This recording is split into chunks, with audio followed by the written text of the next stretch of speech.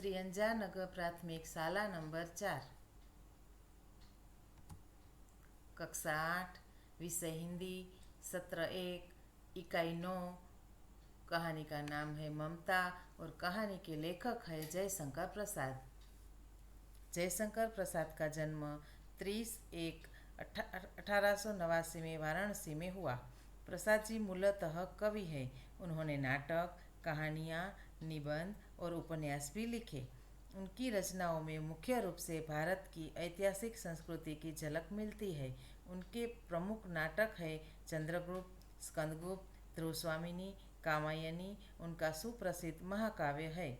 उनका निधन 14/1/1937 को हुआ।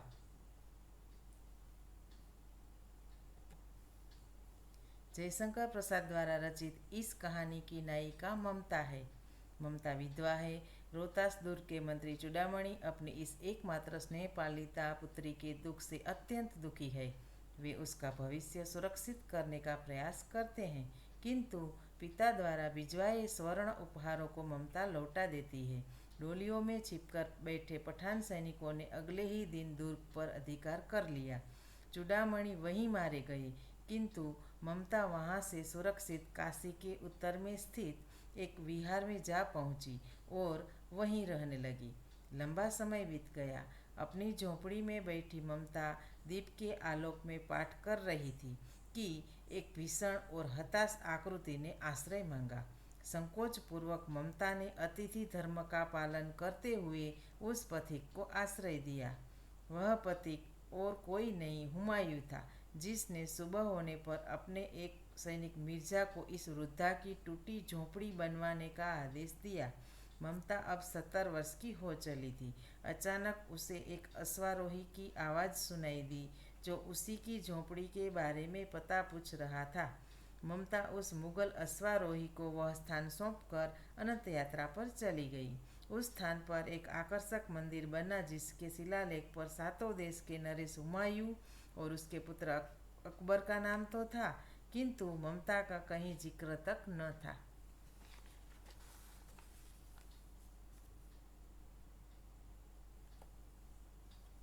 ध्यान से कहानी सुनो। रोहतास दुर्ग के प्रकोष्ठ में बैठी हुई युवती ममता सोण के तीक्ष्ण गंभीर प्रवाह को देख रही थी। मन में वेदना, मस्तक में आंधी, आंखों में पानी की बरसात लिए वह विकल थी। वह रोहतास दुर्ग के मंत्री चूड़ामणि की एकमात्र दुहिता थी।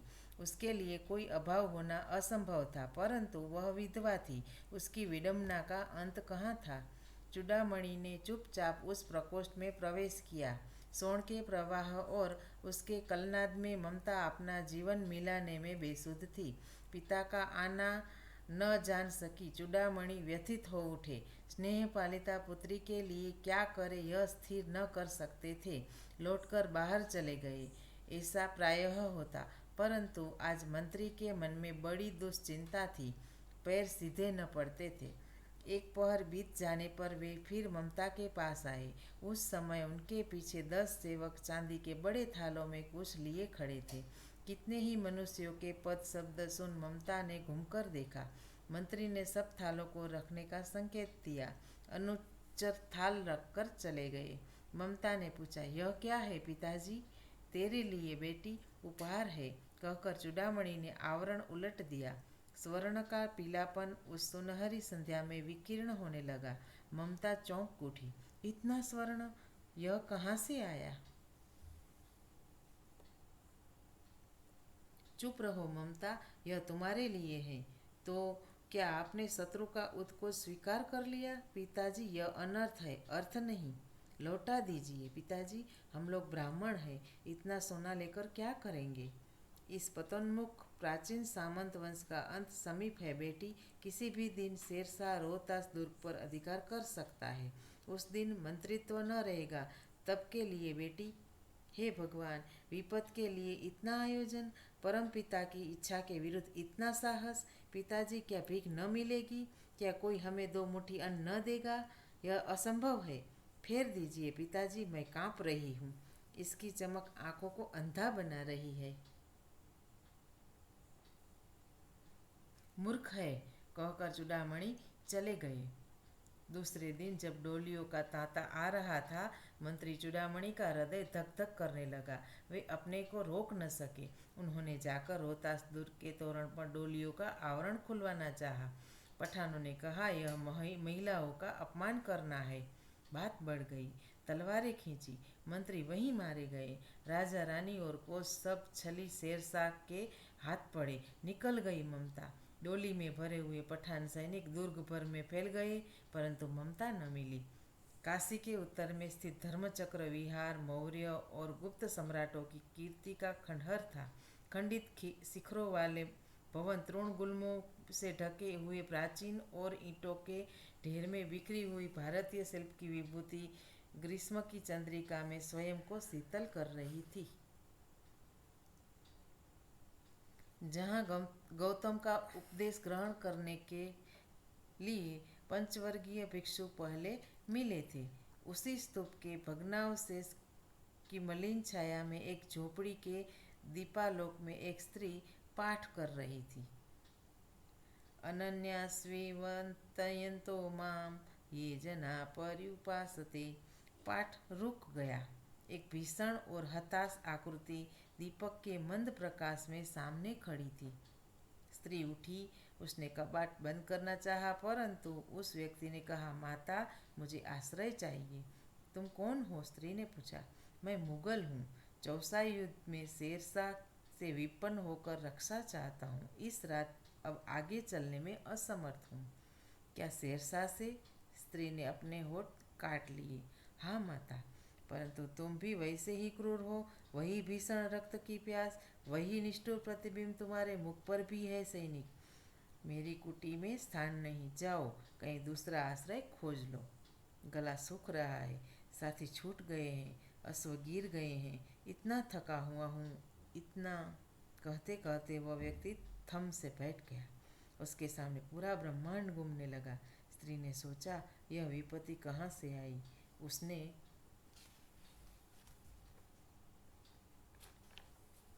जल दिया। मुगल के प्राणों की रक्षा हुई। वह सोचने लगी कि ये सब दया के पात्र नहीं, मेरे पिता का वध करने वाले आतताई।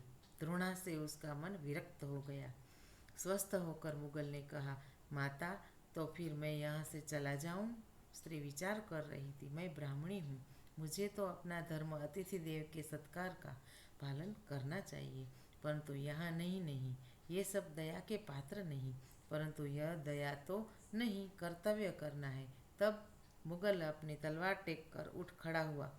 ममता ने कहा, क्या आश्चर्य है कि तुम भी छल न करो। ठहरो। छल नहीं, तब नहीं। स्त्री, जाता हूँ। तैमूर का वंशधर स्त्री से छल करेगा? जाता हूँ, भाग्य का खेल है।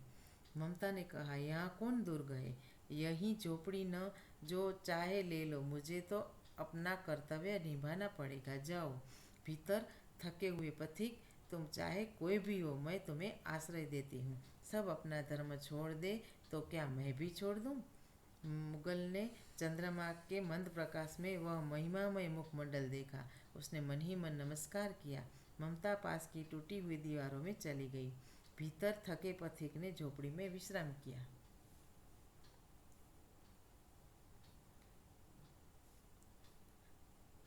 प्रभात में खंडहर की संधि से ममता ने देखा, सैकड़ों अश्वारोही उस प्रांत में घूम रहे हैं। वह अपनी मूर्खता पर स्वयं को कोसने लगी। एकाएक झोंपड़ी से निकलकर उस पथिक ने कहा, मिर्जा, मैं यहाँ हूँ। शब्द सुनते ही प्रसन्नता की चित्कार ध्वनि से वह प्रांत गूंज उठा। ममता अधिक भयभीत हुई। पथिक ने कहा, वह स्त्री कहाँ है? उसे खोज निकालो। ममता छिपने के लिए अधिक सचेष्ट हुई। वह मृगदाव में चली गई। दिन भर उसमें से न निकली। संध्या हो गई। वे लोग जाने लगे। ममता ने सुना, पथिक घोड़े पर सवार होते हुए कह रहा था, मिर्जा, उस स्त्री को मैं कुछ दे न सका। उसका घर बनवा देना, क्योंकि मैंने विपत्ति में यहाँ विश्राम पाया था। यह स्थान भूलना मत। इसके बाद वे वहाँ से चले गए। चौसा के मुगल पठान युद्ध को बहुत दिन बीत गए। ममता अब 70 वर्ष की वृद्धा है। एक दिन वह अपनी झोंपड़ी में पड़ी थी। शीतकाल का प्रभाव था। उसका जीर्ण कंकाल खांसी से गूंज रहा था। ममता की सेवा के लिए गांव की 2-3 स्त्रियां घेर कर बैठी थी, क्योंकि ममता आजीवन सबके सुख दुख की सहभागिनी रही थी। ममता ने जल पीना चाहा। एक स्त्री ने सीपी से जल पिलाया।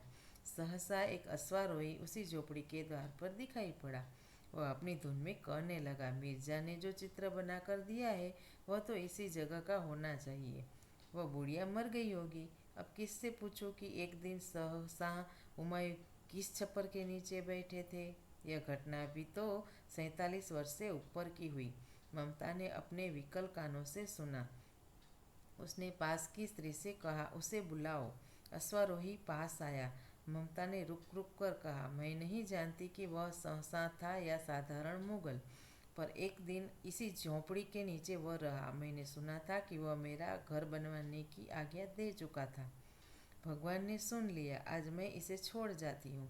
अब तुम इसका मकान बनाओ या महल, मैं अपने चिर विश्राम गृह में जाती हूँ।